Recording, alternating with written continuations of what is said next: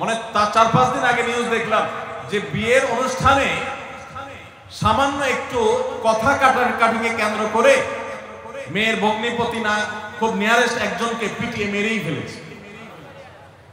ভাইরা আমার, এই ধরনের ঘটনা আপনারা শুনেন না? ঘরে ঘরে অসহিষ্ণুতা এবং ধৈর্যহীনতা। আমি একটা কথা প্রায় বলি, আপনারা কি জানেন কিয়ামতের ময়দানে আল্লাহর কাছে বান্দা কোন আমল করলে হিসেব ছাড়া জান্নাতে যাবে? জানেন কেউ? বলতে পারেন কেউ? ভাই, আল্লাহর কাছে হিসেব দিয়ে জান্নাতে যাওয়া কি সহজ কাজ না কঠিন কাজ? আরে আল্লাহর কাছে তো অনেক দূরের কথা। আপনি যে প্রতিষ্ঠানে চাকরি করেন তার মালিকের কাছে, উপরস্থ বসের কাছে একেবারে পুঙ্খানুপুঙ্খ করে প্রতিটা পয়সার হিসাব দিয়ে একদম সবকিছুতে পারফেক্টনেস প্রমাণ করা, এটাই তো একটা কঠিন কাজ, দুঃসাধ্য কাজ। সেখানে সারা জীবনের হিসাব আল্লাহর কাছে দিয়ে পাই পাই করে তারপর আপনি জান্নাতে যাবেন, বিষয়টা এত সহজ না। তাহলে হিসেব ছাড়া আল্লাহ তাআলা এমনিতে বলবেন হিসাব নাই, তোমাকে এমনি জান্নাতে দিলাম, এটা চান আপনারা? দেখুন কোরআনে কারীম আল্লাহ তাআলা বলছেন ইন্নামা ইউওয়াফাস সাবিরুনা আজরাহুম বিগাইরি হিসাব। আল্লাহ বিনিময় দেওয়ার ক্ষেত্রে, সওয়াব দেওয়ার ক্ষেত্রে দুনিয়াতে যারা সবরকারী হবে, যারা ধৈর্যশীল হবে, যারা সহিষ্ণু হবে, যারা নিজেকে নিয়ন্ত্রণ করতে পারবে, এই সবরকারীদেরকে আল্লাহ তাআলা হিসেব ছাড়া দিবেন, তাদেরকে সওয়াব দিবেন হিসেব ছাড়া। তাহলে আপনি যখন আপনার কর্মস্থলে থাকবেন আপনাকে ধৈর্য ধারণ করতে হবে। আপনি যখন পাবলিক পরিবহনে উঠবেন আপনার মাথা ঠান্ডা রাখতে হবে। আপনি যখন আপনার বাসা বাড়িতে থাকবেন আপনার মাথা ঠান্ডা থাকতে হবে। মাথা গরম হয়ে যায় যাদের, হট মেজাজ যারা, কথায় কথায় মাথা গরম হয়ে যায়, ধৈর্যহীন হয়ে যায়, যেখানে সেখানে গন্ডগোল বাঁধায় দেয়, মারামারি বাঁধায় দেয়, ধৈর্য সহ্য বলতে কিছু নেই, এই লোকগুলো কিন্তু এই সৌভাগ্যবান মানুষদের কাতারে শামিল হতে পারবে না। ঠিক একইভাবে দাম্পত্য জীবনে সুখী হতে হলে সবর এবং শুকর, এই দুইটা মূল মন্ত্রের কোনো বিকল্প পথ খোলা নেই। সেটা স্বামীর জন্য প্রযোজ্য, স্ত্রীর জন্য প্রযোজ্য। স্বামী হিসাবে আপনি স্ত্রীর অনেক অনিয়মতা দেখতে পাবেন, অনেক কিছু দেখতে পাবেন, আপনার আকাঙ্ক্ষা, আপনার চাহিদা, প্রত্যাশা বিপরীত, আপনাকে সবর করতে হবে। ভাইরা আমার, আমাদের প্রিয় নবী সাল্লাল্লাহু আলাইহি সাল্লামের দাম্পত্য জীবনে কিন্তু টুনটান সমস্যা হয়েছে।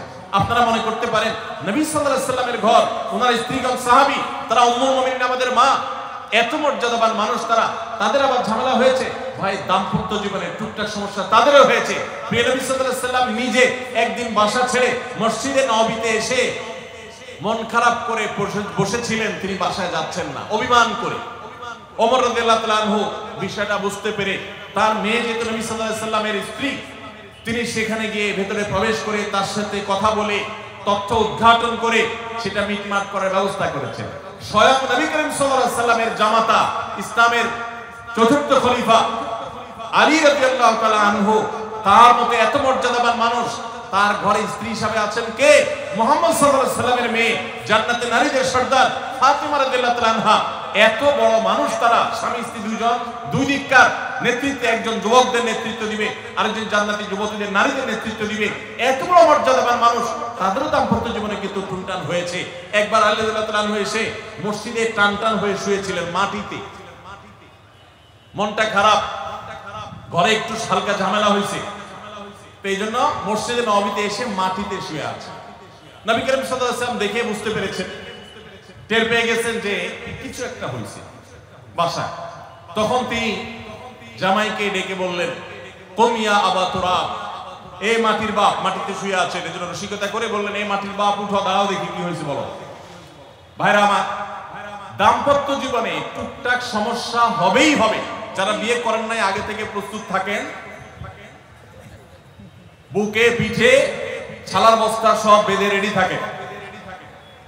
বিশেষ করে সময় যেভাবে গড়াচ্ছে তাতে করে সামনে থেকে হেলমেট পরেও যাওয়া লাগতে পারে। শুধু যাওয়া না, বাসায় ঢোকার সময় বাইক থেকে নামার পরে হেলমেটটা আগে খুলবেন না, আগে যা বুঝবেন পরিস্থিতি কি, তারপর হেলমেট খুলবেন। বুঝেন নাই? দাম্পত্য জীবনে টুকটাক সমস্যা হবেই, এটা প্রত্যাশিত। মনে রাখবেন, এই জিনিসটা যদি আপনি আগে থেকে মাথায় রাখেন তাহলে আপনার কষ্ট অনেকখানি দূর হয়ে যাবে।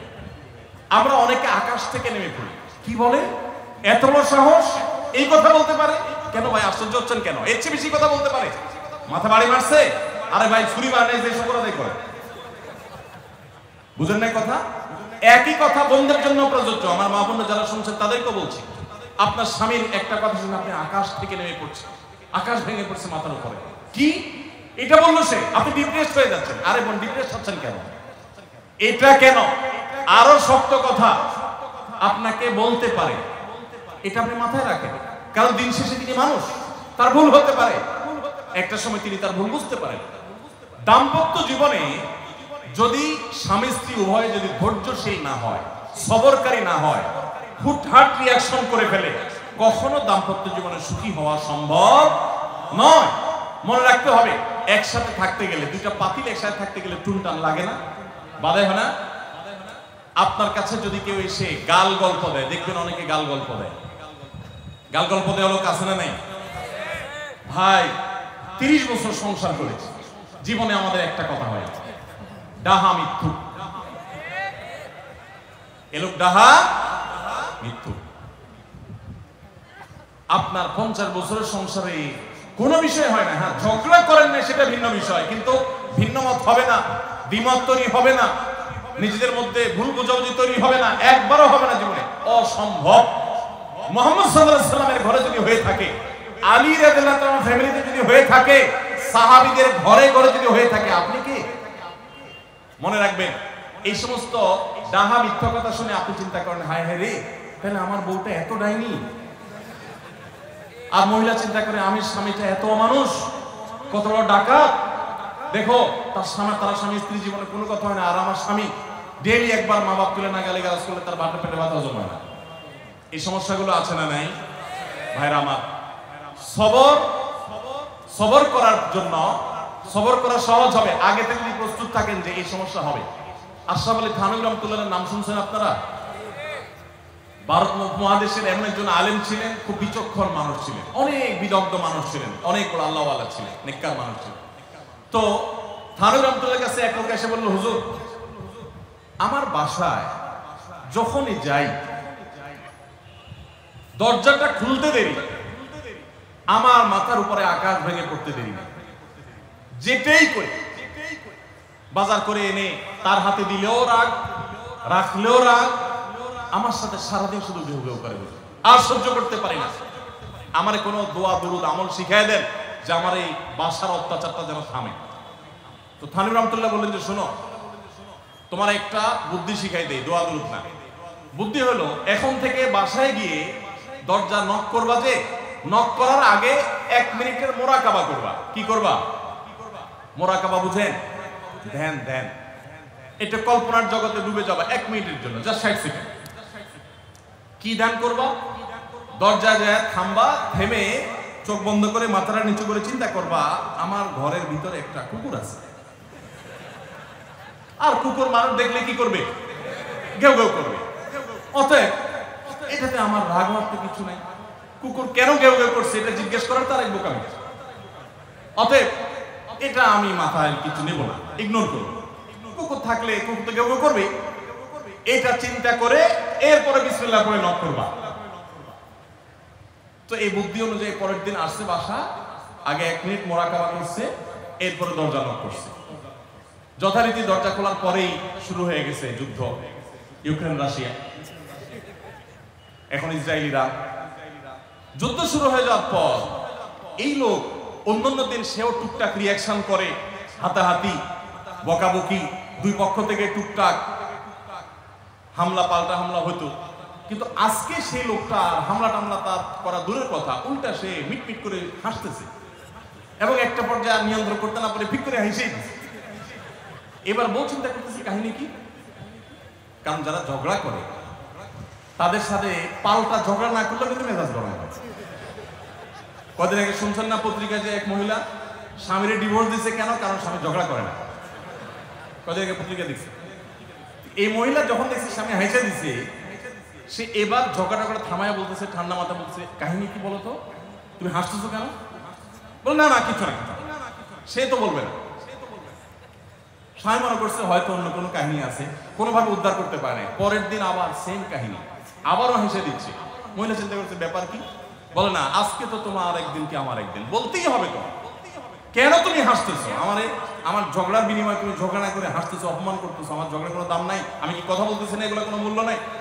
যখন চেতে যাচ্ছে এবার বলতেছে, শোনো তুমি যেহেতু জোরই করতেছো, তাইলে আমি বলি, আমি গেছি এক হুজুরের কাছে, হুজুর আমাদের বুদ্ধি শিখাই দিছে, আমি সেই বুদ্ধি অনুযায়ী চিন্তা করি, এখন আমি চোখের সামনে যখন চিন্তা করি যে কুকুর গেউ করতেছে, আমার হাসি আসে। বউ চিন্তা করে, কি বললা তুমি, তাহলে তুমি এই মনে করো আমারে। এবার থেকে বেচারে ঝগড়া করার আগেই তা থেমে যায়, চিন্তা করে হায় হায় আমি ঝগড়া করলে তো সে মনে মনে আমার ওইটা চিন্তা করে। বুঝতে পারছেন? দাম্পত্য জীবনে একটু বুদ্ধিশুদ্ধি করে না চললে, শুধুমাত্র সোজা হয়ে দোয়া দরুদ পড়বে না, সব সোজা হয়ে যাবে, শরীর মধ্যে সোজা না, একটু বুদ্ধিশুদ্ধি খাটায় চলতে হয় এবং সবর করতে হয়। এই যে ভদ্রলোক যদি সবর না করতেন, তাহলে মারামারি কাটাকাটি করে কখনো সমাধান হয় না। স্বামী স্ত্রী উভয়কে আমরা এই যে ঘটনা বলেছি, এই ঘটনার মাধ্যমে কাউকে ছোট করার উদ্দেশ্য না, জাস্ট বোঝানোর উদ্দেশ্য। এটা বিপরীত দিক থেকেও হতে পারে যে আমরা সবর করতে হবে দাম্পত্য জীবনে।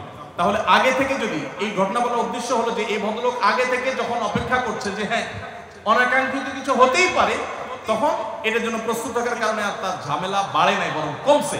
এখন আপনি যদি আগে থেকে প্রস্তুত থাকেন, দাম্পত্য জীবনে টুকটাক সমস্যা হবেই, দুই ঘরে দুইজন মানুষ একসাথে হয়েছে, বহু কিছুতে গরমিল হবে।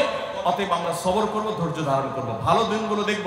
প্রিয় নবী সাল্লাল্লাহু আলাইহি সাল্লাম বলেছেন, তুমি তোমার স্ত্রীর কোনো কিছু দেখে যদি রাগান্বিত হও, তুমি তোমার স্বামীর কিছু দেখে যদি মেজাজ গরম হয়, তো মনে রাখবা তার অনেক গুণ আছে যেটা দেখলে তোমার ভালো লাগা কাজ করবে। কারণ একটা মানুষ এমন নাই পৃথিবীতে যার সব গুণ খারাপ, একটা গুণও ভালো নাই। একজন আস্ত ডাকাতও যদি হয়, আস্ত পাপিষ্ট মানুষও যদি হয়, খারাপ মানুষও যদি হয়, তার ভিতরেও কোনো না কোনো ভালো গুণ অবশ্যই আছে। তোমার স্ত্রী, তোমার স্বামীর মধ্যে কোনো না কোনো ভালো গুণ আছে, তুমি সেই গুণটা খুঁজে বের করো এবং সেটাকে কল্পনা করো, তাহলে তোমার মধ্যে তৃপ্তি আসবে, সমৃদ্ধি আসবে, ভালো লাগা কাজ করবে। এই জন্য ভাইরা, দাম্পত্য জীবনের সুখ শান্তির জন্য সবর এবং শকর। শকর হলো যে যা পেয়েছি আলহামদুলিল্লাহ, এর চাইতে যদি খারাপ কিছু হতো, এর চাইতে যদি মন্দ কিছু হতো। অনেক বোনরা আমাদের কাছে আসে, আমরা তাদেরকে বলি, দেখুন আপনার স্বামীটা হয়তো অমানুষ, সে আপনাকে গালিগালাজ করে কিন্তু চরিত্রহীন না। অনেকের স্বামীটা খুব ভদ্র কিন্তু চরিত্রহীন, ব্যবহার ভালো করে চরিত্রহীন, তাদের কষ্ট আপনার চাইতে কম না। অনেকের স্বামী খুব ভদ্র কিন্তু বেকার, দুই পয়সা কামাই করতে পারে না, সারাদিন ঘরে বসে বসে খায় আর শ্বশুরবাড়ি থেকে যৌতুক নেয় না খায়, নিশ্চয় আপনি তার চাইতে ভালো আছেন। মানুষ এভাবে যখন ভালো দিকগুলো চিন্তা করবে, তখন তার ভিতরে শকর আসবে। তাহলে দাম্পত্য জীবনে সুখ শান্তির জন্য তৃতীয় করণীয় হলো সবর এবং শকরের চর্চা করা। আল্লাহ আমাদের সবাইকে তৌফিক দান। 4 নম্বর হলো স্বীকৃতি দিতে জানা। অনেক লোক আছে নিজেকে খুব শিয়ানা মনে করে, স্বামী হয়ে বউর তারিফ করতে রাজি না, বউ হয়ে স্বামীর তারিফ করতে। দাম্পত্য জীবনের সুখের জন্য একে অন্যের তারিফ করার কোনো বিকল্প নাই। প্রিয় নবী সাল্লাল্লাহু আলাইহি সাল্লাম তার স্ত্রীদের তারিফ করতেন, প্রশংসা করতেন। আয়েশা রাদিয়াল্লাহু তাআলা আনহাকে বলেছেন যে আয়েশা, তোমার অবস্থানটা হলো খাদ্যের মধ্যে সারিদ নামক একটা বিশেষ খাদ্য আছে, রুটি এবং গোশতের ঝোল মিশিয়ে আরবরা খায়। নবী সাল্লাল্লাহু আলাইহি সাল্লাম বলেছেন, সারিদ এই খাদ্যটা যেরকম খুব প্রিয় অন্য সব খাদ্যের চাইতে আমার কাছে, অন্য সব নারীদের চাইতে তুমি আমার কাছে সেরকম প্রিয়। আপনারা জানেন স্বামী স্ত্রী একে অন্যের সাথে মিথ্যা কথা বলা, বউয়ের সাথে মিথ্যা কথা বলা, মিথ্যা কথা বলে সব ধরনের মিথ্যা কথা না, পামপট্টিমূলক মিথ্যা কথা বলা, প্রশংসামূলক মিথ্যা কথা বলা, এটা জায়েজ আছে। মিথ্যা কথা বলা কোথাও কিন্তু জায়েজ নাই। মিথ্যা কথা বলা ইসলামে জঘন্য অপরাধ। কিন্তু স্বামী স্ত্রী পরস্পরের সাথে প্রশংসামূলক, যেটাকে সহজ বাংলায় পামপট্টি বললাম, এই পামপট্টিমূলক বা প্রশংসামূলক মিথ্যা কথা বলা জায়েজ আছে। কিরকম? আবার এটা যায় এখন থেকে বাজার থেকে 500 টাকার কাপড় নিয়ে যায় বলেন 2000 টাকা দিয়ে কিনছি, এটা কিন্তু জায়েজ নেই। কেন জায়েজ নাই? কারণ কোনোভাবে যদি ওই 500 টাকার ট্যাগ মহিলা ধরে ফেলতে পারে, তাহলে মায়ের কিন্তু একটা নিচে পড়বে না, বলবে মৃত্যুকের পুত মৃত্যুক, সারা জন্ম কাম করে আসছিস, তাইলে ওই রকম মিথ্যা কথা বলা যাবে না। আমার পরিচিত এক লোক আছে, সরকারি একজন কর্মকর্তা বড়, উনি বলেন যে মহিলাদেরকে বাজার করে খুশি করার মতো কঠিন কাজ আরেকটা খুব কম আছে। যারা সংসার করেন তারা জানেন। কারণ আমি একটা কথা প্রায় বলি, দুনিয়াতে বহু বুদ্ধিমান মানুষ আছে, বহু চালাক মানুষ আছে, কিন্তু একটাও চালাক বা বুদ্ধিমান স্বামী আছে বলে আমার মনে হয় না পৃথিবীতে। বুঝা ঠিক বলছে? বহু চালাক বুদ্ধিমান মানুষ দুনিয়াতে আছে, কিন্তু কোন চালাক বা বুদ্ধিমান স্বামী দুনিয়াতে। তার মানে কি? প্রত্যেকটা বউয়ের কাছে তার স্বামীটা হলো আস্ত বেকুব। যত বড় শিক্ষিত হোক, যত বড় রাজনীতিবিদ হোক, যত বড় মাথালা হোক, যত বড় শেয়ানা হোক, যত বড় ব্যবসায়ী হোক, বউয়ের কাছে বউগুলা সব বউরা মহিলারা মনে করে কি এই বেটা বেকুব। ম্যাক্সিমাম ক্ষেত্রে এটার ভিতরে আলাদা একটা আনন্দ আছে। বউয়ের কাছে বেশি শেয়ানা সাজার ভিতরে বেশি আনন্দ নাই। পরিবারের কাছে বেশি শেয়ানামি করতে হয় না, সেখানে বোকা সাজার ভিতরে একটা আনন্দ আছে। যাই হোক, তো ওই যে ভদ্রলোকের কথা বলছিলাম, বাজারের কথা বলছিলাম, যে বাজার করে মহিলাদের খুশি করা খুব কঠিন। আপনি গোশত কিনেন, মাছ কিনেন, যাই কিনেন, তারা খুব কমই সন্তুষ্ট থাকে বেশিরভাগ ক্ষেত্রে। সব মেয়েদের কথা বলছি না। কেন সন্তুষ্ট থাকে না? কারণ তারা আশা করে আরো কম দামে কিনবেন, আরো কম দামে কিনবেন। আপনি জিতে গেলে তারা খুশি, হেরে গেলে আপনারা বকাদি বেশি। তো এক সরকারি কর্মকর্তা, বড় কর্মকর্তা আমাকে বলতেছিলেন যে দেখেন, আমি সারা জীবন বাজার করি আর বইয়ের বকা শুনি। আমি চলে যাওয়ার পর আমার অফিসের একজন কেরানি আছে, তাকে দায়িত্ব দিয়েছি বাজার টাজার করার জন্য। এই লোক বাজার করার পর আমার বউ বিরাট খুশি, বলে যে তার নাম ধরে বলতেছে, অমুক বাজার করলে প্রতিদিন ঠিক মতো বাজার করে, দাম দোস্ত ঠিকঠাক থাকে, মাপজোক সব ঠিকঠাক থাকে, তোমার প্রতিদিন ধরায় দেয়, দোকানদার কমায় দেয়। 2 কেজির গোস্ত আমার কাছে মনে হয় 1.5 কেজি দিছে, ওজন কম দিছে মনে হয়, নজরে পড়ে না।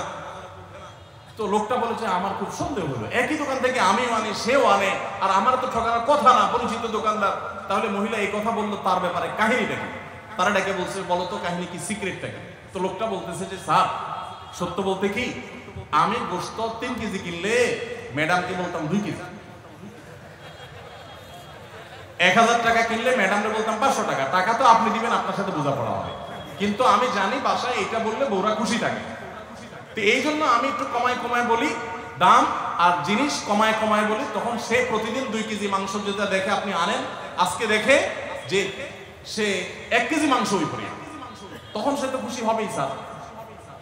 তখন ওই লোকটা বলতেছে, দেখেন সে এইটা করে আমার গোটা সংসারে আগুন ধরায় দিচ্ছে। তো এইভাবে মিথ্যা কথা বলা কিন্তু জায়েজ নাই। কোন মিথ্যা কথা বলা জায়েজ আছে? ধরেন আপনি আপনার বউরে বললেন, দেখো তুমি চাঁদের চাইতেও সুন্দর। কিসের চাইতে সুন্দর? ভাই চাঁদের চাইতে উজ্জ্বল মানুষ হয় সম্ভব? ডাহা মিথ্যা কথা না? কিন্তু এই মিথ্যা কথা বলা কি আছে? জায়েজ আছে। সৌদি আরবের একজন আলেম ডক্টর আয়েজ আল কারনি, মুসলিম বিশ্বের সবচেয়ে জনপ্রিয় আলেমদের মধ্যে একজন। ওনার একটা বক্তব্য আমি শুনেছি, অত্যন্ত চমৎকার কথা বলেন এবং দারুণ দারুণ টিপস দিয়ে থাকে। উনি বলেন যে একটা ইউনিভার্সিটি প্রোগ্রামে স্টুডেন্টদের সামনে উনি বলছিলেন যে আমি একবার একটা আইডিয়া দিয়েছি দাম্পত্য জীবনের সুখ শান্তির জন্য। বলেন যে এটা ইমপ্লিমেন্ট করে অনেকেই সুফল পেয়েছেন, আমাকে ব্যক্তিগতভাবে জানিয়েছেন। টিপসটা কি? টিপসটা হলো, উনি বলেন যে বাসায় ঢুকে মাঝে মধ্যে, সবসময় করলে আবার মাইর ধরে খাবেন, যখন দেখবেন বউয়ের মুড টুড ভালো আছে, বাসায় ঢুকে আস্তে করে লাইটের সুইচটা অফ করে দিবেন। তখন বলবো, কি ব্যাপার, লাইট বন্ধ করলা কেন? তখন বলবেন যে দেখো, বাসায় আসলে তোমার চেহারার উজ্জ্বলতা থাকলে আর এই লাইটের দরকার হয় না। মহিলা ধরে ফেলবে যে আপনি পাম্পটি দিচ্ছেন, বাতাস দিচ্ছেন, কিন্তু পাম্প যাকে দেন সে যতই বুঝুক না কেন, কিছু না কিছু কাজ হয়, কিছু না কিছু। একেবারে শতভাগ যদি বুঝে কাউকে প্রশংসা করছেন, সে বুঝে, তারপরে সে একটু খুশি হয়, ভালো লাগে। তো উনি বললেন যে শরবত বানায় আনছে বউয়ে, তখন বলবেন দেখো চিনি দিও না, চিনি দিও না। তারপর বউরে বলবেন যে আঙ্গুলটা একটু চুবাই দাও। কেন? কারণ তুমি আঙ্গুলটা চুবাই দিলে ওটা চিনি চাইলে বেশি মিষ্টি লাগে। এই যে কথাগুলো, এই কথাগুলো আসলে সত্য কথা না। এই টাইপের কথা স্বামী স্ত্রীর মধ্যে মিথ্যা হলেও সেটা কি আছে? জায়েজ আছে। ভাইরা আমার, এই জন্য দাম্পত্য জীবনে সুখ শান্তির জন্য একে অন্যকে ভালোবাসা, প্রশংসা করতে জানা, বিশেষ করে স্বীকৃতি দিতে জানা, ভালো গুণগুলোর কথা বলা, এটা হারিয়ে গেছে। অনেকে মনে করে যে না, ভালো গুণ বললে মাথায় উঠবে, এটা ভুল। মাথায় উঠবে সেটা ব্যালেন্স করার জন্য আপনাকে অন্য কাজ করতে হবে, কিন্তু তাহলে প্রশংসা করতে কার্পণ্য করা যাবে না, স্বীকৃতি দিতে হবে। 5 নম্বর হলো দাম্পত্য জীবনের সুখ শান্তির জন্য একে অন্যের যে কনসার্নের জায়গাগুলো আছে, ইস্যুগুলো আছে, এগুলোকে মাথায় রেখে চলতে হয়। যেমন আপনি স্বামী হিসাবে বউয়ের বাপের বাড়ির মানুষদের বদনামি থাকলেও করবেন না। তারা কৃপণ, তারা অনেক সমস্যা আছে, এগুলো থাকলেও বউয়ের কাছে করবেন না। কারণ কোনো মেয়ের কাছে নিজের বাপ মা, নিজের ভাই বোনের কোনো দোষ শুনতে ভালো লাগে। আপনি তার কাছে বললে সমাধান হবে না, তো বরং অশান্তি বাড়বে। তাহলে কি লাভ? আপনি এগুলো ভেতরে ভিতরে রাখেন, সবকিছু বলতে যান না। এবং তাদের পারলে আরো প্রশংসা করেন যে আমার শাশুড়ির রান্নাটা খুব ভালো, মাশাআল্লাহ, আমার শ্যালকের এই গুণটা খুবই ভালো, আমার শালিকার ওই গুণটা ভালো। যত বেশি তার বাপের বাড়ির তারিফ করবেন, দেখবেন যে আপনার ঘর পুরাই শান্তি। ঠিক একইভাবে মা বোনরা যারা আছেন তারা স্বামীদের দুর্বল পয়েন্টগুলোকে মাথায় রাখবেন। যে কথা বললে স্বামী স্ত্রী উভয়বার জানেন যে যেটা বললে তার মনে কষ্ট হয় সেটা তাকে বলবেন না। অনেক মহিলা আছে বাহিরের রান্নার তারিফ শুনলে তার মাথা নষ্ট হয়ে যায়, আছে না নেই? যে ঘরে এসে বাইরের রান্নার তারিফ শুনতে চাই, তাহলে বাইরের রান্না ভালো হইলেও এগুলোকে ভালো বলবেন না, চুপচাপ থাকবে, মিথ্যা বলার দরকার নেই। তাহলে এই বিষয়গুলো মাথায় রেখে চলা যে কি বললে তার কষ্ট হয়, ইনশাআল্লাহ এতে দাম্পত্য জীবনে সুখ শান্তি হবে। এর পাশাপাশি 6 নম্বর হলো সময় দেওয়া। আজকাল দাম্পত্য জীবনের সবচেয়ে বড় সমস্যা হলো, তরুণ বন্ধুরা ভালো করে শুনে রাখেন, বিয়ে যারা করবেন ভবিষ্যতে আরো ভালো করে শুনে রাখেন, এই মোবাইল ফোন আমাদের দাম্পত্য জীবনকে ধ্বংস করার অন্যতম কারণ। অতএব আল্লাহর ওয়াস্তে মোবাইলগুলোকে নিয়ন্ত্রণ করেন, মোবাইলগুলোকে নিয়ন্ত্রণ করেন। বাসায় ঢোকার আগে মোবাইলের গলা চেপে বন্ধ করেন, এরোপ্লেন মুড করেন। ফ্যামিলিকে একান্তে কিছু সময় দেন। সারাক্ষণ খাচ্ছেন মোবাইল টিপতে টিপতে, ওই যে কৌতুক আছে না যে মোবাইল টিপতে টিপতে খাচ্ছে, খায়া ডাইল মনে করে পানি ঢেলে নিচে পাতে। খাওয়ার সময় এবার চিন্তা করতে বলতেছে যে কি দিয়ে রান্না করছো, লবণ দাও না ডাইলে, আসলে ঢেলে নিচে কি পানি। তো মোবাইল টিপতে টিপতে যদি মানুষ সংসারে স্বামী স্ত্রী একে অন্যের সাথে সময় কাটায়, তাহলে দাম্পত্য জীবনে অশান্তি নিশ্চিত। যত অশান্তি এবং যত ঝগড়া, যত ভুল বোঝাবুঝি আমাদের ফ্যামিলিগুলোতে হয়, এর অন্যতম প্রধান কারণ হলো এই মোবাইল এডিকশন, মোবাইল আসক্তি। স্বামী বলেন স্ত্রী বলেন উভয় একান্তে স্বামী স্ত্রী বাসা বাড়িতে অবস্থান যতদিন করবেন, ব্যবসা বাণিজ্য কাজ কাম আল্লাহর হস্তে, এগুলো সব জমা রেখে তারপর স্বামী স্ত্রী একে অন্যকে সময় দিবেন, ইনশাআল্লাহ দাম্পত্য জীবনে সুখ শান্তি আসবে। 7 নম্বর পয়েন্ট হলো, যেটা আমি একটু আগে বলে ফেলেছি, সেটা হলো অন্যের সুখের মিথ্যা গল্প শুনতে যাবেন না। অর্থাৎ আপনার কাছে কেউ যদি বলে দোস্ত বলিস না, তোর ভাবি তার রান্না তার আচরণ, এই যে গল্পগুলো দিবে না, এগুলো শুনবেন না। সাথে সাথে বলবেন যে বেটা হয় চাপাবাজি করতেছে, আর না হলে শয়তান এগুলো আমাকে শোনাচ্ছে আমাকে অশান্তি সৃষ্টি করবার জন্য। মহিলাদের ক্ষেত্রে এটা প্রযোজ্য, যে অনেক মহিলা এসে বলবে ভাবি আপা কি বলবো, আর আপনার ভাই এত কেয়ারিং, কি যে যত্ন করে আমারে, আমার দিক খুব খেয়াল রাখে, একটু সমস্যা হতে দেয় না, বাইরে গেলে একটু পর পর ফোন দিয়ে মেসেজ দিয়ে খবর নেয়। বুঝবেন যে সাক্ষাৎ শয়তান হাজির হয়ে গেছে। এই লোক হয়তো সৎ উদ্দেশ্যে বলছে, কিন্তু শয়তান তাকে দিয়ে বলাচ্ছে আপনাকে অশান্তিতে ফেলার জন্য। মনে রাখবেন, যারা নিজেদের তারিফ করে তারা হয়তো পজিটিভ মানুষ দেখে তারিফ করে, তাদের সংসারে এমন এমন অশান্তি হয় যেগুলো হয়তো আপনাদের হয় না, শুধুমাত্র শয়তান ওইগুলো আপনার সামনে হাজির করছে। খবরদার, ওইগুলো দেখে খুব সহজে একে অন্যের প্রতি জাজমেন্ট করতে যাবেন না। তাহলে দাম্পত্য জীবনে সুখ শান্তির জন্য অন্যের সুখের মিথ্যা গল্প শুনতে যাবেন না। যদি সত্য গল্প হয় তবুও মনে রাখবেন যে হয়তো সে একটা দিক তুলে ধরছে, তাদের আরো আরো চ্যাপ্টার আছে সেটা তারা তুলে ধরছে না, তাদের চেয়ে আমরা আলহামদুলিল্লাহ কম সুখে নেই। নিজেদের পজিটিভ গুলো দেখার চেষ্টা করবেন। 8 নম্বর, ক্ষমা করতে শেখা। দেখুন, ক্ষমা করতে না পারলে দাম্পত্য জীবনে কেন কোন জীবনে আপনি কখনো সুখী হতে পারবেন না। সবকিছুকে অনেক বড় করে দেখবেন না, অনেক কিছুকে ক্লোজ করবেন, ছোট করবেন। এবং মনে রাখবেন আল্লাহ তাআলা ক্ষমাশীলকে ভালোবাসেন। কোরআনে আল্লাহ তাআলা একাধিক জায়গা বলেছেন যারা ক্ষমা করে আল্লাহ তাদেরকে ভালোবাসেন। আপনি যদি বলেন যে কতবার ক্ষমা করব, যতবার আপনি আল্লাহর কাছে ক্ষমা আশা করেন, আপনি আপনার স্ত্রীকে, আপনি আপনার স্বামীকে, আপনার জীবন সঙ্গীকে, যে কোনো মানুষকে ততবার ক্ষমা করবেন। আপনি জীবনে একই পাপ কতবার করেন আল্লাহ মাফ করবেন আশা করেন না, তাহলে আপনার আল্লাহর বান্দাকে কেন আপনি ক্ষমা করবেন না? বিধায় ক্ষমা করা এটা শিখতে হবে। কখনো কোনো ভুল হয়েছে বুঝতে পারলে পণ্ডিতের আকরের সাথে সাথে ভুল স্বীকার করা জানতে হবে, যে হ্যাঁ এটা আমি ভুল করেছি। হ্যাঁ, এটা স্বীকার করলে সে একটু মাথায় উঠে যাবে, সে একটু লাইফ পেয়ে যাবে, কিন্তু এটা একটা ভালো গুণ। পরবর্তীতে এটাকে ব্যালেন্স করতে পারবেন অন্যভাবে, ভুল স্বীকার করবেন। মেয়েদের সাথে বিশেষ করে যখন ঝগড়াঝাটি হয়, কোনো কিছু হয়, মনে করেন ঝগড়া তুমুল আকারে চলে গেছে, এখন আপনার স্ত্রী আপনার মৃত্যুদণ্ড জারি করবে, জাস্ট এটা বাকি আছে। এই টাইমটাতে আপনি যদি চান যে এই রাগের পারদকে পাতাল থেকে মুহূর্তের ভিতর, আমি আকাশ থেকে মুহূর্তের ভিতরে পাতালে নামায় আনবো, আগুনের সাথে সাথে পানি করবো, একটা বুদ্ধি, একটা কাজ করবেন, সাথে সাথে পানি হয়ে যাবে। সেটা কি? এতক্ষণ যা তর্ক করছেন এখন বলেন যে আসলে তুমি ঠিক বলছো, আমার তা ভুল, ব্যাস দেখবেন যে আগুন পানি হয়ে গেছে। তো ভুল স্বীকার করতে পারে, এটা শুধু স্বামীরা না, স্ত্রীদের ক্ষেত্রে একই কথা প্রযোজ্য। এটা অনেক বড় একটা গুণ। বিশেষ করে ক্ষমা করতে পারা। ক্ষমা করতে যারা পারে না তাদেরকে আল্লাহ ভালোবাসেন না। আল্লাহ তাআলা বলেছেন যে আল্লাহ তাআলা ক্ষমাশীল মানুষদেরকে ভালোবাসেন। এটা আমরা ক্ষমা করতে শিখবো ইনশাআল্লাহ। 9 নম্বর হলো শয়তান যে সমস্ত জায়গাতে ধোঁকা দেয় এই জায়গাগুলোকে ক্লিয়ার রাখা। যেমন একটা পয়েন্ট বলি, স্বামী স্ত্রীর মধ্যে কিছু কিছু জিনিস প্রাইভেট থাকতে পারে।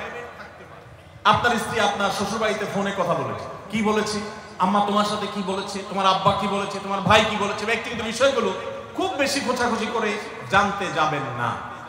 এগুলো জানতে গেলে অশান্তি হবে। এবং অনেক সময় দেখা যেতে পারে কোনো কিছু দেখে আপনার সন্দেহ হয়েছে, তাহলে এটা পেটের ভিতর রাখবেন না। আবার খারাপ ভাবে উপস্থাপন না করে সুন্দরভাবে উপস্থাপন করুন যে আমার কাছে এরকম মনে হয়েছে। তাতে সাময়িক ঝগড়া হোক, কিন্তু আপনি ক্লিয়ার হয়ে যাবেন এবং নিজের মধ্যে কোনো ঝামেলা থাকবে না। শয়তান বিশেষ করে ওয়াসওয়াসা, কুমন্ত্রণা, সন্দেহের রোগ দিয়ে দাম্পত্য জীবনে সবচেয়ে বেশি অশান্তি তৈরি করে। এজন্য সন্দেহকে কোনো স্থান দিবেন না।